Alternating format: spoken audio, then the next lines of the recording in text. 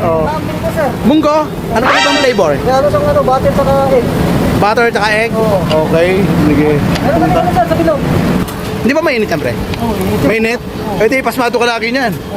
Oh, ayan, oh. Kanayan na lang. Sana yan. Huwag kang maghugas ng kamay ha pagkatapos. Ito talaga nasa mind ko. Oh, gusto ko yung ano, yung bagong luto na. Ayan mga ka-vlog. Ayan, nakakita na tayo mga ka-vlog ng hopya na ginagawa pa ni Kuya. Ayan oh. Ayan, yan ang gusto ko talaga kasi binibigay sa akin nasa loob yung luto na. Ako hindi, gusto ko to bagong luto. ano po yung ano niya, flavor niyan? Munggo ra, munggo. So, May butter saka egg. may butter tsaka egg. Sigurado masarap yan? Pula ganyan po ginagawa yung ano. Ganun na esperole.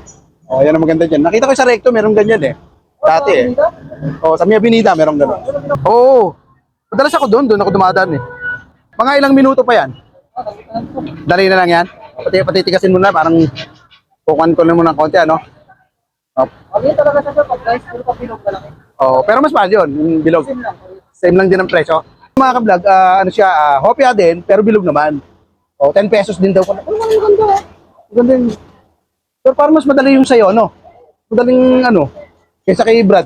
Kasi meron kang ano eh, parang molder eh, oh. Diba? Yung gara, ganun lang ginagawa niya, oh. Anong flavor naman ito? Munggo rin. Buti hindi, kasawa mga tao dito sa munggo. Puro munggo, oh. Ayan, bilog naman siya. Pero kay Kuya doon, kay Kuya Bong, gusto ko dice. Ayan. Kasi typically, nakakain ako niyan yung sa supermarket na yung kulay hugis bilog. Ayan, gumagawa ng hopya ang bilog, Kuya, na munggo flavor. Bili na po tayo ng hopya. Meron tayong magic pancake. Meron tayong hopya, fried siopaw naman.